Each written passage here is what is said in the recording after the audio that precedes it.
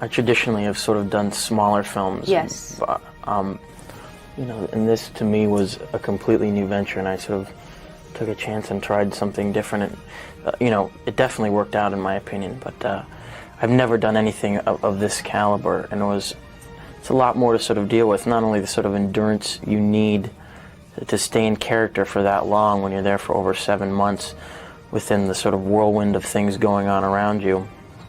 It was extremely difficult. But, you know, my opinion of huge movies like this that have a lot, that are special effects oriented, has always been to stay away from them because they seem to me to sort of lack a lot of content, you know. But I didn't want to discriminate against this because it was such a powerful story and such an important movie.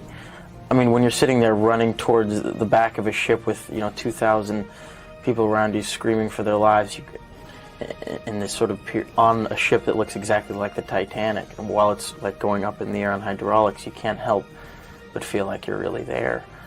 And seeing the ship and just being on it on an everyday basis was, there was certain moments, I mean, not all the time, but there was definite certain moments where I felt like, wow, I'm really here. Kate and I had she's such a terrific person in general that our chemistry sort of just naturally happened, I think, on screen. We just like each other as people, and I think that definitely showed. As far as doing the love scene, though, we laughed about it a lot, and we you know, those questions occurred like, was this Rose's first time? Was it Jack's first time? You know, who sort of knew? Being that vulnerable, I think, all around as a character was a lot more difficult for me to do. I mean, I'm sort of always played characters that have dealt with, you know, had some sort of demon or some internal struggle, and playing such a guy that was so sort of open-hearted and free-spirited, it was difficult, you know, harder than I thought it would be.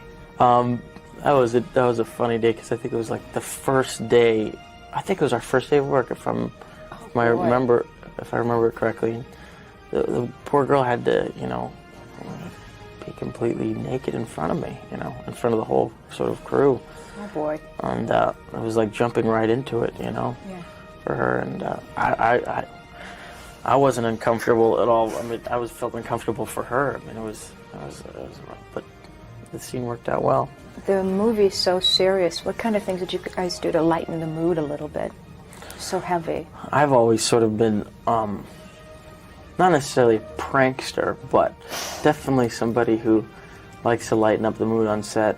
I think on most movies I do, just because, you know, nothing that would ever affect, you know, the actual film. Right. There's certain limits, but I definitely like to lighten things up because people are so uptight about making movies. It's ridiculous, and if you don't watch out, it'll rub off on you. So I'm good at my imitations of the cast and crew. That's my whole deal. Did you do one of Kate? Did I do one of Kate? No. Don't ask me to either. Oh, the good thing was, one thing that I liked, that I enjoyed doing. You know, much like a coach after any sort of big game, I got to dump a big thing of ice and water on Jim's head in front of everybody after the movie was done, and that was really rewarding because he didn't know who it was. He looked around, trying to search around, and it was me, and I got away scot-free, which was cool. A lot of the talk, though, is that this movie is going to take you to the next level.